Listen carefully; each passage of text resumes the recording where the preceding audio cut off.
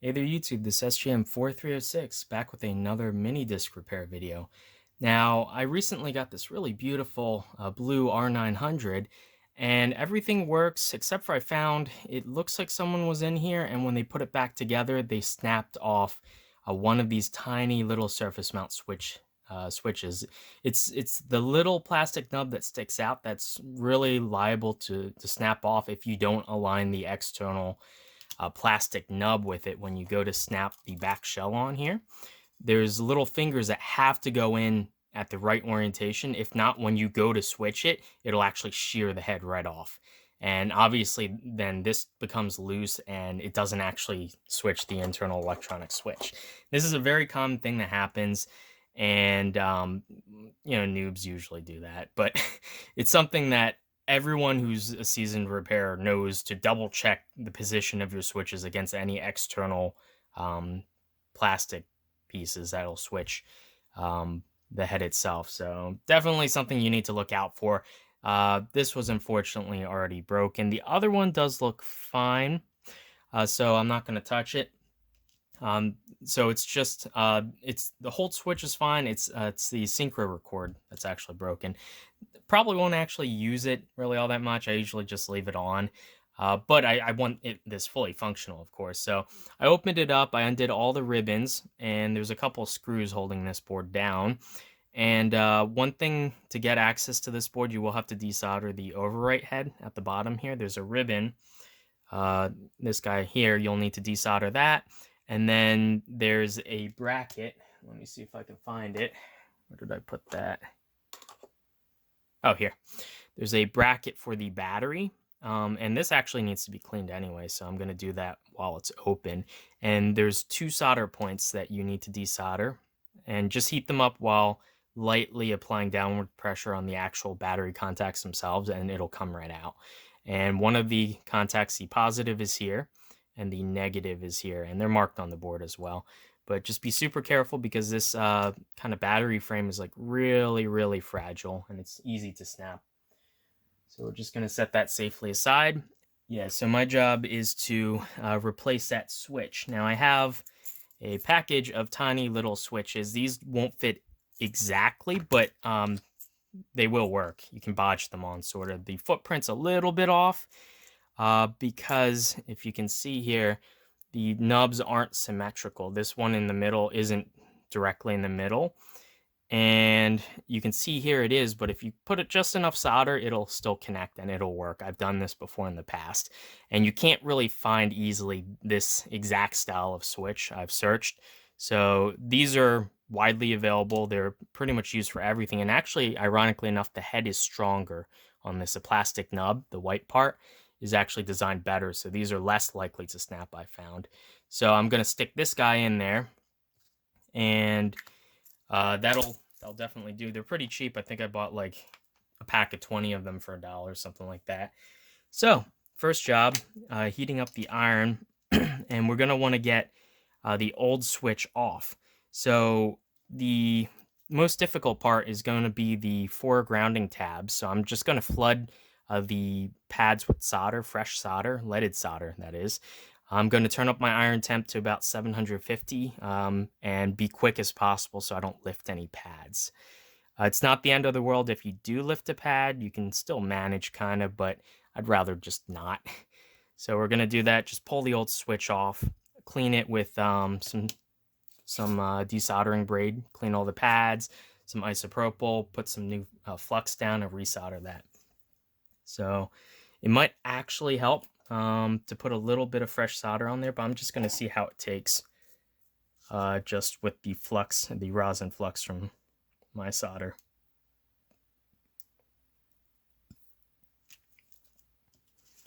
And we don't care too much about this switch in terms of keeping it intact. The head's already broken, so just try not to make it too much of a mess, but yeah, not expecting the switch to come out in one piece necessarily.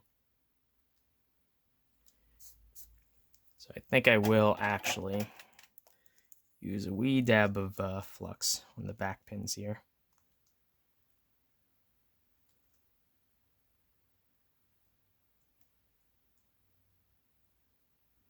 And there are some surface mount components near there. Be very careful not to knock them off the board.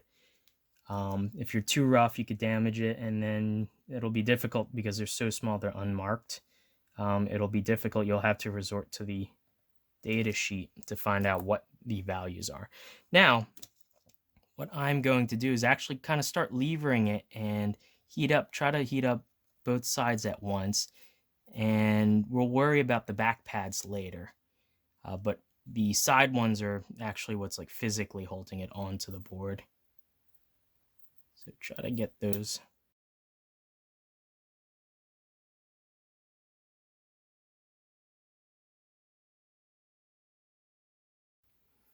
And if need be, you might have to add a little fresh solder.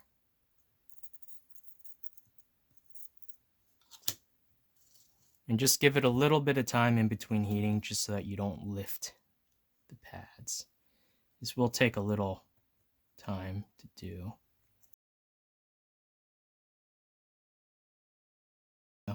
So it's starting to kind of fall apart, and the metal shielding appears to be kind of going first. So there we go. It just sort of disintegrated, and it left the body of the switch on there. So now there's no grounding tabs holding it down, so it's just the 3 pads at the back, so this should be pretty easy.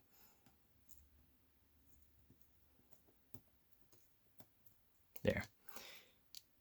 So the old switch is kind of dead. As expected, it kind of came out in pieces, but all the pads are okay. So we're just going to clean this up with some desoldering braid, get all that old solder off.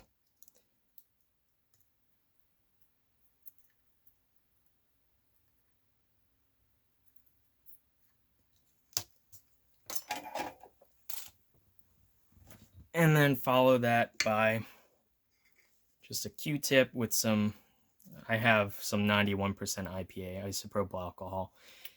Pretty much anything will do, 70%, whatever. Just the more water content, obviously, you need to make sure it's fully dry before trying to power anything on. But I'm just using this to get the old flux off. Contact cleaner will also work for this. Okay, so if you look very closely, the old switch is off. I'm just going to bin this, it's useless. And we have our new switch. So there are little plastic bits on the plastic body of the switch itself that kind of self-align with holes in the PCB. And that's actually good because it makes aligning it much, much easier. So I guess before we get started, I'm going to use some liquid flux. Just going to flux up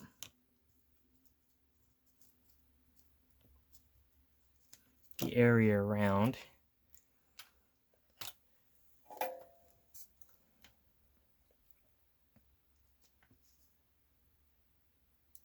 Just place the switch, get it aligned, and we're going to tack it down. There is a little bit of residual solder, so we should be able to just press downwards while heating up the pads. And you can hear that flux kind of boil. Of course, we're going to add a little bit more solder as well. So that's the one side. I'm going to just press down lightly. The other side. While we're at it now, just a tiny little dabby of solder to the 4 grounding points on the switch, just to make sure that they're held on because you don't want it shearing off. The 3 tabs in the back aren't enough to actually mechanically hold the switch, so we're not relying on them for the mechanical connection.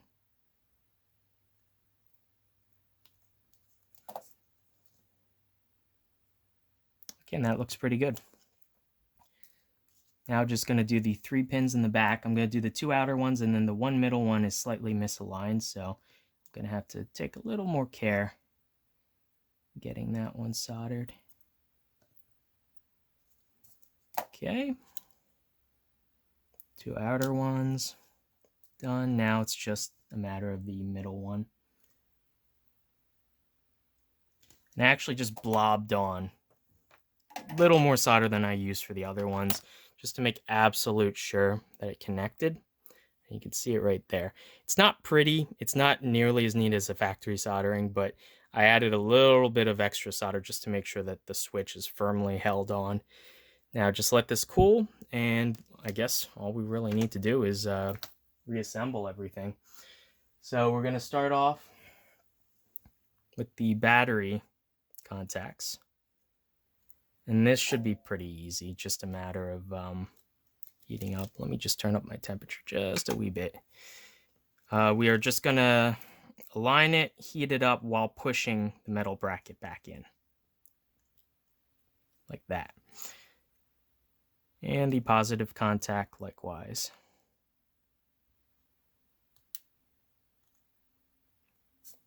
There. So now those two are soldered in.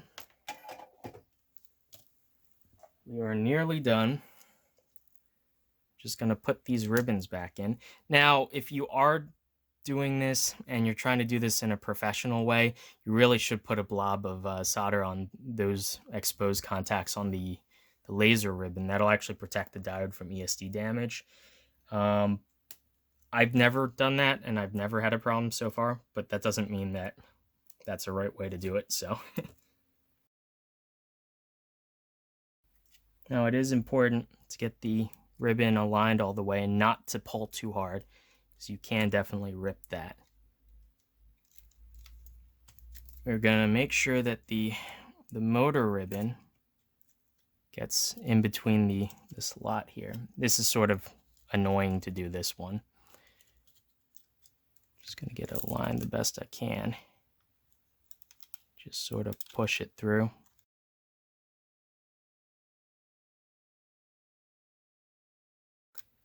This ribbon I always have trouble with because it wants to fold over really annoyingly, and it never wants to stick up at the right angle. Okay, that was a pain. Just because the ribbons they're kind of robust, but it's actually pretty easy to tear them. So you want to go slow and be careful and make sure you do not do something you'll regret. And also the locking bars on the ZIF connectors are somewhat easy to break as well. So they're another point where you have to be really careful with. Pretty much everything is fragile inside a portable mini disc player. So just be very careful, treat it with respect. Now we're going to resolder the overwrite head ribbon. I'm just gonna, let's see. There is a little adhesive that it originally came with, but heating it up kind of tends to melt it. So I don't think that'll be particularly helpful. So I guess the easiest way is just to blob solder on one end. Fold her down and reflow it just to connect them. And one side's done. Other side's done. A little crooked. Not my best work, but she's done. Clean enough. Just take, where's that Q-tip went? Take a little IPA and clean off once again. Anytime you solder on a board, they do have no clean fluxes, but it's highly suggested to even clean those off because it could potentially corrode the board. So just slightly dampen Q-tip with IPA just to clean off any residues from the process of soldering. Okay, we've got that done. It's just a matter of screwing it together now with the board screws. And yeah, just remember that the one that goes into the plastic near the battery door is the longer screw. All the rest are, I believe, the same size. Other than that, one thing you really want to be careful of when you close the case, make sure as heck you don't make the same mistake, and make sure that the position of the switches on the physical board line up with the position of the plastic nubs that connect to the shell. Because if not, you're going to break it off. You're going to have to open it again and do this entire process again, which is not going to be fun. So let's speed through this part.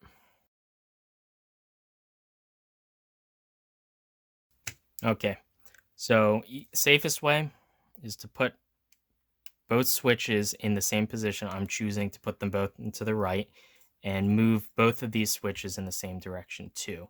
And hold them with your finger, and you have to align the port side first, slip it through the holes of the actual jacks itself, and then carefully make sure the battery contact door does not catch. Carefully align it, and we're almost home free now. Just inserting the battery door catch, and then we can check the switches. I can actually feel the switch inside moving along with the plastic, so I'm happy with that. Now it's just a matter of screwing it together and then firing it up and making sure it still turns on. And not just that it still plays a disc. Actually, you should do this step kind of right now before screwing in the screws, just in case you missed a ribbon or it's not seated properly, in which case it might not even recognize the disc. It'd be easier to fix without having to unscrew everything. So I would suggest highly checking now, but I'm pretty sure I did them right since I've fixed a good number of these over the years. So I'm not too worried about the ribbon, one of the ribbons not being seated properly. Okay, let's grab a battery bay, I guess, and attach it, and let's fire this up. Okay, we're back. I have a external battery pack.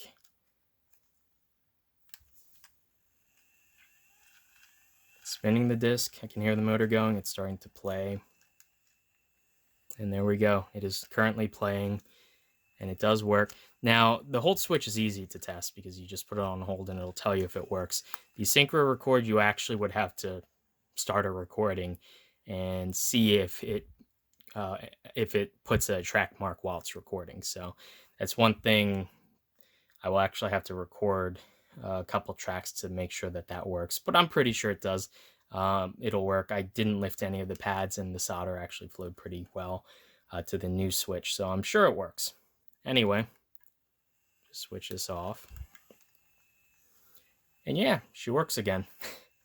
So yeah, if you are having troubles with you took one apart or you get one secondhand, this happens a lot when you get them secondhand and some noob tries to repair. The reason why I got this guy for, I think, about 50 bucks, which isn't cheap, but it's not expensive actually for an R900, especially the blue color tends to go for like 150, 200. So getting it for 50 bucks is not a bad deal, but the seller said that there's some issues with playback, and one of them was actually the sled.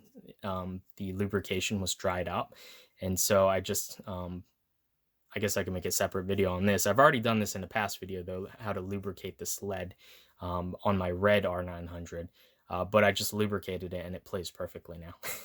So really that was the only one problem, and then this other problem was they broke off the synchro record switch, which is a bit of a pain to fix because you have to actually disassemble kind of right down to the bare PCB, but definitely not impossible. And I have a new, fully working now, very good condition R900 in this beautiful blue color.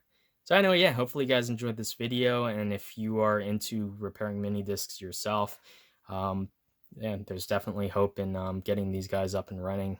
One thing is, if you store this in a drawer for a very long time, the lubrication on the sled tends to stick. That's a very common problem across multiple models of mini disc portables.